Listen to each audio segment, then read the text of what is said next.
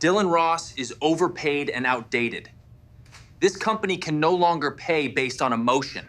Outdated? Then explain why the system failed without me. The conference room lights dimmed, and Mason Kincaid, our 37-year-old CEO with the confidence of someone who had never lifted a pallet jack in his life, clicked to a slide that made the room exhale as one. My salary, projected on a 12-foot screen, highlighted, enlarged, labeled overpaid. 28 faces turned toward me as if waiting for my reaction, but I didn't move. I kept my hands folded, my expression calm, even as my stomach tightened in a slow, humiliating knot. It wasn't the number that bothered me. It was the spectacle, Mason's theatrical attempt to prove he was the visionary who would modernize Westbridge freight systems. Before I go any deeper, tell me, where are you listening from right now? It's always amazing connecting with people from all over the world, but it seems that 95% of you are listening without subscribing, which is almost as shocking as the moment my boss dismissed me in front of everyone. So do me a small favor, make my day a little less tragic, and hit that subscribe button as you follow the rest of this story with me. Standing beside him was Trevor Lang, 31. Ambitious, sharp-jawed, and always looking at me as if my chair had his name etched under the cushion. When Mason clicked to the next line item, Trevor let out a small, breathy laugh. The kind you release when your rival finally trips. Dylan Ross, Mason announced, tapping the slide. 54 years old and still operating at a pay grade that belongs to another era. A few managers shifted uncomfortably, others avoided eye contact. I stayed still, even as the heat crawled up the back of my neck. 15 years of optimizing our logistics grid, building the Northeast Corridor routing model, training every supervisor in that room, and it all shrank into a single word, Mason repeated with a smirk. Overpaid. Then it happened. A misclick. A single slip barely a second long, but long enough. A slide flashed showing a draft org chart titled Post-Restructure Leadership under Director of Network Operations, where my name should have been. Appeared another Trevor Lang. Trevor's eyes widened. Someone's phone screen lit up. A camera shutter clicked. Mason cursed under his breath and switched the slide back, pretending nothing had happened. But the damage was done. The room had seen the plan long before Mason intended to reveal it. I finally lifted my eyes to the screen, then to Mason, then to Trevor, who suddenly couldn't meet my gaze. And that was the moment I understood something simple, sharp, and humiliatingly clear. Sometimes humiliation isn't an accident, it's a strategy. Looking back on that meeting, I realized the sting didn't come from Mason's voice echoing across the conference room. It came from the silence that followed an entire table of people I had mentored, trained, and defended, suddenly analyzing me like a damaged forklift on its last inspection report. And as the room emptied, the real ache settled and 15 years of work could vanish from memory faster than a slide changing on a projector. I sat alone for a moment, letting the humiliation sink beneath my ribs. Then, almost involuntarily, my mind replayed the crises I'd pulled this company through. I remembered the winter storm of 2014 when half our Northeast Corridor froze over and drivers refused to continue. I spent 36 straight hours rerouting freight, negotiating with state troopers, and calming furious clients until every shipment reached its destination. Back then. Mason was still in college, learning leadership from textbooks I had no time to read. Then came the driver strike in 2018. 42 drivers walking off the job, 2 of our biggest clients threatening legal action, and the board preparing for disaster. I met every driver face to face in that dusty break room, listened until my voice went hoarse, and negotiated a solution that kept the company alive and their families paid. Somehow, none of that was shown on Mason's slides, and Trevor, Trevor. The kid had been under my wing for 8 years. I covered for him when he miscalculated pallet weight so badly that 2 shipments were delayed 24 hours. I taught him the difference between optimizing a route and simply making a spreadsheet look neat. I gave him a chance when most senior managers wanted him removed. Yet now he looked at me with the smugness of a man inheriting furniture instead of a department. He was the one who quietly whispered "too old" when Mason announced the restructuring. The words hit deeper than I expected. My phone vibrated. A message from Harold, our CFO. I can't push back. Mason's the chairman's nephew. I'm sorry. Short, cold, honest, and somehow, that honesty cut more than the insult itself. It confirmed what the room's silence already told me. My value didn't matter, not when family politics held the pen. As I walked back to my office, I noticed something strange. Trevor at my workstation, clicking through my inbox with the casual confidence of someone trying on clothes that didn't belong to him. He didn't even pretend to hide it. He was sorting my client threads, flagging conversations, labeling folders, preparing to slide into a role I had built from the ground up. That was the moment the wound shifted into clarity. It wasn't that they didn't need me. It was that they believed I wouldn't dare leave. The walk back to my office felt heavier than it should have, as if the hallway itself understood something had shifted beneath my feet. I closed the door behind me, sat down, and stared at my monitor, trying to collect myself. That was when I noticed the unopened folder in my inbox labeled Meridian Transport Group. Offer. I had kept it there for nearly 4 months, like a souvenir from a road I refused to take. Back then, loyalty felt like the sort of thing a man could still be proud of. Today, it felt like a weight I wasn't sure I could keep carrying. I clicked the folder open. The old message was still there, an offer for a senior leadership position, better pay, equity, and something I hadn't allowed myself to admit. I craved recognition. I'd turned it down because I believed Westbridge needed me. I believed loyalty was a virtue. Now that virtue felt painfully one-sided. Before I could close the email, a new message slid into the thread. The subject line read, "We heard what happened."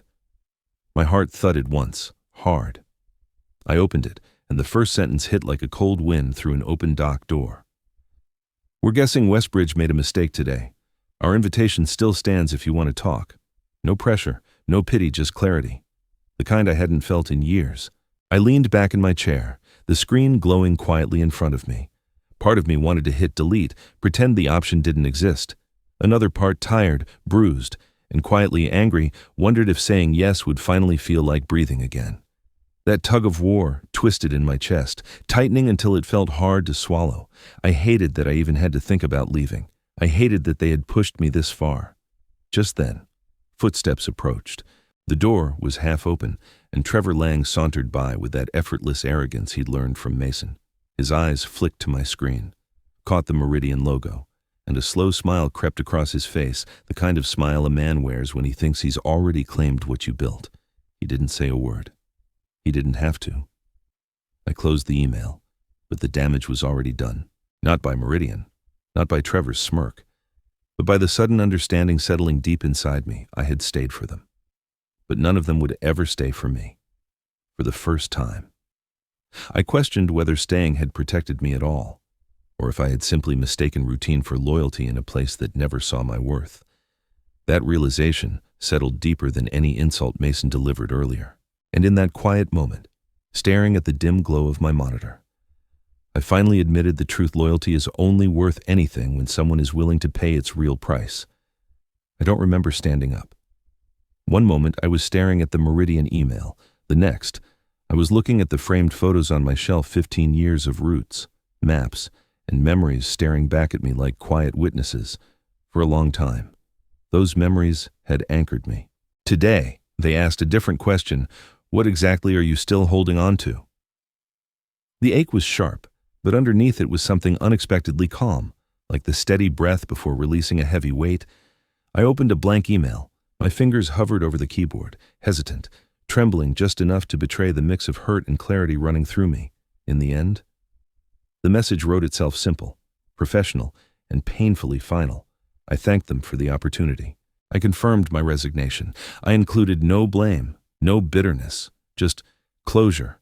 The moment I hit send, a quiet stillness washed through me, an ache, yes, but also the kind of peace that comes from choosing dignity over endurance, as if on cue. My office door creaked. Trevor Lang leaned against the frame, arms crossed, wearing a smirk that told me the gossip had traveled fast. No one lasts forever. "Mr. Ross," he said, voice dripping with the kind of confidence only borrowed power can give. The boy hadn't earned the right to speak my name that casually, but I didn't give him the satisfaction of a reaction. Instead, I smiled, not bitterly, not angrily, just tired. A smile for myself, not for him. "You're right, Trevor," I said gently. "No one does." His smirk faltered for a second, and I walked past him without looking back. I didn't need to. I had seen enough of that expression to last a lifetime ambition without humility, confidence without comprehension, the kind that burns through good people and good companies without ever realizing what it destroys.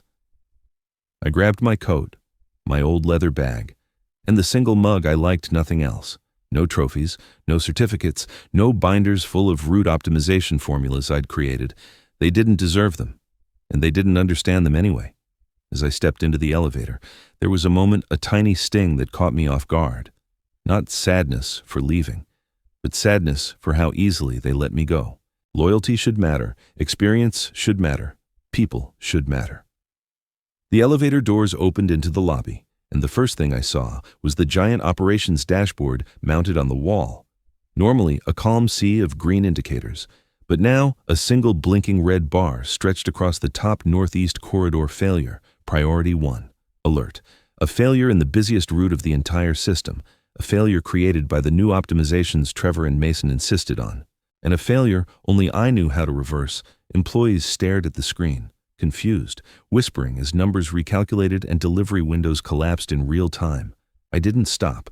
I didn't point it out. I didn't fix it. Not anymore. Because as I walked out the front door, I finally understood what they had truly lost. They thought they were losing an employee. They didn't realize they had just lost the entire map. I thought walking out of the building would bring silence, peace, maybe even a clean slate. But that night, silence was the one thing I didn't get. My phone started buzzing before I'd even finished dinner, the screen lighting up again and again like an alarm I couldn't turn off. At first, I assumed it was a mistake, some leftover system alert from Westbridge, but when I answered the first call, I realized just how wrong I was. Dylan. "Thank God," a familiar voice said, breathless. It was one of our biggest clients, a logistics director who rarely showed emotion about anything. "We can't get a straight answer out of Westbridge. Your replacement doesn't understand the routing cycle. They can't explain the corridor delays, and no one will tell us what's happening." I closed my eyes, absorbing the tension in his voice, the frustration spilling through the line. "I'm not there anymore," I said quietly. "They'll have to brief you when they figure things out." "Yeah," he muttered. "That's the problem, they can't." Before I could respond, another call came in, then another. I spent nearly 20 minutes jumping from one conversation to the next. Operations chiefs, distribution managers, long-term partners who had never called me at home unless something had caught fire, figuratively or literally. One older client, a man who'd run his family's freight company for 40 years, didn't even bother hiding his disappointment.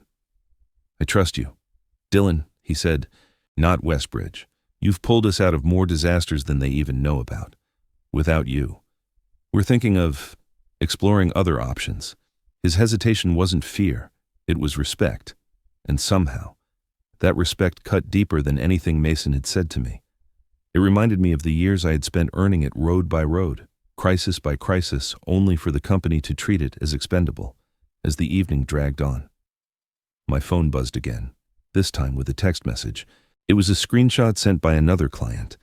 The image showed a forwarded email, Trevor's name right at the top. "We apologize for the delays.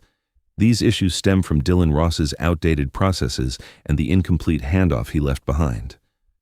My jaw tightened, not because the accusation hurt, though it did, but because it was so predictably desperate. Trevor didn't know the system well enough to even invent a believable lie, and he certainly didn't know the clients well enough to realize they would send the message straight to me. "Nice try." The client wrote beneath the screenshot, "But we know better."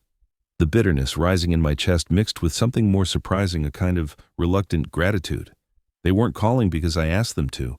They weren't following because I led them.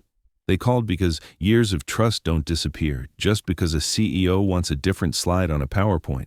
And as the calls continued through the night, one thought settled over me with quiet certainty: I didn't pull anyone with me. But sometimes people choose the road they already trust. I arrived at Meridian's headquarters at 9:00 a.m., still carrying the strange mix of exhaustion and quiet adrenaline from the night before. The building felt nothing like Westbridge, no frantic whispers, no shaky managers pretending they had things under control, no oversized dashboards blinking red warnings, just calm efficiency. A receptionist handed me a badge, and the moment I clipped it onto my jacket, something in my chest settled. Not triumph, not relief, just steadiness. The kind you feel when you finally stop bracing for someone else's mistakes. I had barely sat down in the guest office they gave me when my phone vibrated. Once, twice, then rapidly. Like popcorn hitting metal, notifications stacked faster than I could open them. 5 contract termination alerts, each one from a Westbridge client, each time stamped between 10 o'clock a.m. and 10:12 a.m. I stared at the screen in silence. 72 minutes into my new job, and the company I had given 15 years to was already unraveling. I shouldn't have felt satisfaction, but the truth was colder. Quieter, I felt nothing at all. Not anger, not victory. Just a stunned, hollow certainty that Westbridge was finally meeting the consequences it had been sprinting toward for years. Then Mason called. His name lit up my phone in shaky white letters, and for a moment, I considered letting it ring out of sheer self-preservation, but curiosity won. I answered. His voice cracked on the first word. "Dylan, what is happening?" 5 clients just pulled out. They're saying your departure caused infrastructure instability. We need to talk. I leaned back in my chair, staring out Meridian's glass wall at the steady flow of trucks in the yard below. I'm not sure what you expect me to say. Mason, I replied softly. If they're following me, maybe it means you never led them anywhere to begin with. Silence. Heavy. Embarrassed silence. He stumbled for a response, but I didn't fill the gap for him. I didn't owe him that comfort anymore. Another message pinged through. One of the terminating clients had attached a scanned note at the bottom of their form. Our decision is based on lack of confidence in Trevor's understanding of our roots. That line alone said more than any confrontation ever could. Mason cleared his throat, trying to recover his authority. We're handling the transition. Trevor's stepping up. We just need time. I almost laughed, and for the first time all morning, the charm beam finally surfaced. Then you should have plenty of it, I said. From what I've seen, you suddenly have a lot of free hours on your schedule. Another silence, a defeated breath. I didn't gloat. I didn't raise my voice. I didn't even sound angry. I simply ended the call and placed my phone face down on the desk, because the truth spoke for itself. You called me overpaid, but the customers, they're calling you inexperienced. By the 3rd morning at Meridian, I expected the chaos at Westbridge to level out. Even incompetence usually finds its own equilibrium after enough damage is done. But before I finished my coffee, I got a message from a former supervisor at Westbridge, short, frantic, and telling 47 trucks turned around. Wrong model. Total meltdown. I read it twice just to make sure I wasn't misinterpreting it. But no, Trevor had implemented Mason's new optimization framework, the one the two of them had paraded around as the future of Westbridge logistics.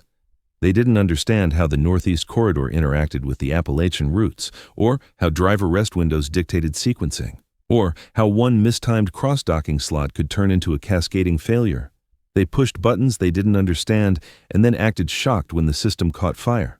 47 trucks rerouted mid-transit, hundreds of thousands lost in fuel, delays, labor, and penalties.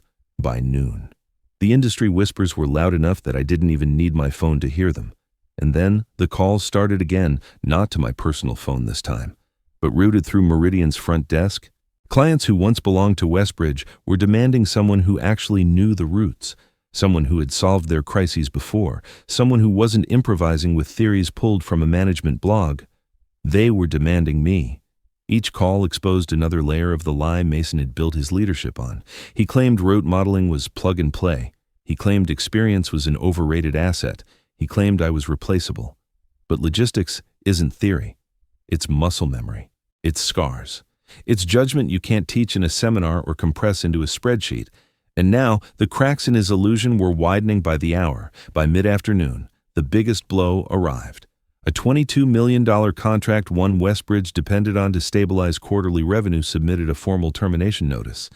But what hit harder wasn't the termination itself. It was the handwritten sentence at the bottom of the scanned document, without Dylan. We don't sign. Just 6 words. 6 words that dismantled every argument Mason ever made about market benchmarking, salary efficiency, and administrative roles. 6 words that proved what he refused to believe: people weren't loyal to Westbridge. They were loyal to the results I had delivered. Later that day, A regional manager forwarded me internal messages showing Mason desperately trying to reassure the board that everything was under control, while Trevor attempted to blame the root collapse on legacy systems, meaning me. The irony would have been funny if it weren't so predictable. I didn't respond to anyone. I didn't comment. I didn't interfere. I simply walked to Meridian's operations balcony and watched loaded trucks roll out on schedule, steady, efficient, quiet. The way logistics is supposed to be. That was when the truth finally settled with a clarity so sharp it felt almost merciful. They finally understood I was never a cost. I was the outcome. By the end of the third week, the numbers coming out of Westbridge were no longer rumors, whispers, or panicked late-night calls. They were hard data, cold, brutal, impossible to massage or explain away. 41% of quarterly revenue had evaporated, not dipped, not shrunk. Evaporated, like it had never existed, and for the first time in years. I realized I wasn't angry anymore. Justice was unfolding without my involvement, and it was doing a far more thorough job than I ever could. I heard the details through industry channels, through former colleagues who still respected me, and through clients who wanted me to know how badly the company had mishandled the aftermath. One message said Westbridge's board was in shock. Another described Mason's leadership as a free fall in slow motion. But what broke through the noise was a short, devastating line from a supply chain publication. Westbridge's collapse appears tied directly to the departure of Dylan Ross. Reading it felt surreal, painful, yes, but painfully accurate. Then came the layoffs. 140 employees, people with families, people I had worked with, trained, laughed with on late-night shifts, people who had nothing to do with Mason's ego or Trevor's incompetence. Hearing their names listed out was like reopening wounds I thought had closed. This was the part I hated, the collateral damage. The innocent always bleed for the pride of the powerful. And still, the consequences kept escalating. A former colleague told me about a meeting where the board demanded answers, and Trevor tried to blame legacy methodologies. Mason snapped. Not just raised his voice, snapped. He slammed his fist on the table and shouted that Trevor had destroyed everything we built. The same Trevor he had proudly lifted into my position only weeks earlier. The kid broke down crying in front of the entire room. It was a strange moment to imagine, tragic, predictable, and darkly poetic. A man promoted not for competence, but for compliance, finally collapsing under the weight of a job he was never meant to carry. Later that afternoon, a private email slipped into my inbox. It was from CFO Harold. Subject: I owe you the truth. I opened it and read in silence. If I had known you held that much influence with our clients, I would never have let Mason touch your role. This is on us. No excuses, no justifications, just regret. I leaned back in my chair, letting the words settle.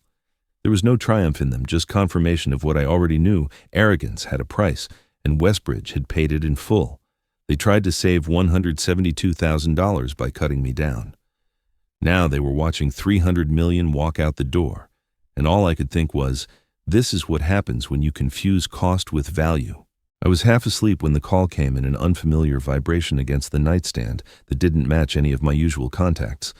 For a moment, I considered ignoring it entirely. After the chaos of the past weeks, the last thing I wanted was another reminder of Westbridge's unraveling. But something, maybe curiosity, maybe instinct, made me reach for the phone. The screen lit up with a name I hadn't expected to see again: Mason Kincaid. The clock read 12:42 a.m. Nothing good happens at that hour unless someone is desperate. I answered. Dylan speaking. For a few seconds, all I heard was breathing shaky, uneven, stripped of all the confidence he used to weaponize in conference rooms. When Mason finally spoke, his voice cracked the way glass does under pressure. Dylan, we need you back. Please. I sat up, fully awake now, not startled, just quietly amused at the symmetry of it all. That's a surprising request coming from the man who said I was overpaid. He didn't deny it, didn't defend himself. That alone told me how bad things had gotten. I was wrong, he said. We're prepared to restore your full salary plus 35%. You'll have full control of the routing system, full authority. And Trevor will be removed from the executive team first thing in the morning. I leaned against the headboard, letting the silence stretch. I wasn't angry. I wasn't vindictive. I wasn't even surprised. This was the predictable endpoint of a journey Mason had started the second he projected my salary onto that conference screen. "What you're asking for," I said slowly, "isn't for me. It's for stability. We need your expertise," he insisted. "The clients trust you, the team trusts you, and the board, no." I cut in gently. "You don't need me. You need someone who understands the map you're trying to navigate." He waited. "And that map," I added, "is the one I took with me when I left." Another silence, longer, heavier. The kind of silence that hangs between realization and collapse. "Dylan, please," he whispered. "We can't survive this." His voice carried something I had never heard from him before, not authority, not arrogance, but fear. And somewhere deep inside, I felt a flicker of something close to pity. But pity doesn't rebuild collapsed networks, and sentiment doesn't erase disrespect. "I wish you luck, Mason," I said softly. "But my road has moved on." I ended the call before he could respond. The next morning, before I even reached my desk at Meridian, the news arrived through industry chatter. Trevor had been suspended indefinitely. Escorted out of the building by security while the board launched an internal review. No statements, no defense. Just the quiet consequence of miscalculations catching up. I didn't celebrate. I didn't comment. I simply continued my morning as if nothing unusual had happened. Because in moments like that, the truth doesn't need fireworks. I realized justice may arrive late, but it always arrives right on time. 4 months. That's all it took for the story to flip. I still remember walking into Meridian on my first official day, just a borrowed office, a single badge, and the quiet fear that maybe I was starting over too late. But within weeks, that fear dissolved into something I hadn't felt in years: momentum. Real, undeniable momentum. By the end of the first quarter, Meridian had become the fastest growing freight company in the region. The routing models I built weren't just working, they were outperforming every projection the board had dared to hope for.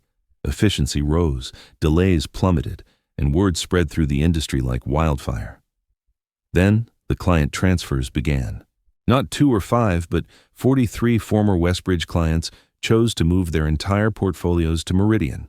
Some were small, some massive, but all of them said the same thing in different words. "Where you go, we go." It was the closest thing to vindication I had ever felt. And with those clients came opportunities I'd never imagined for myself.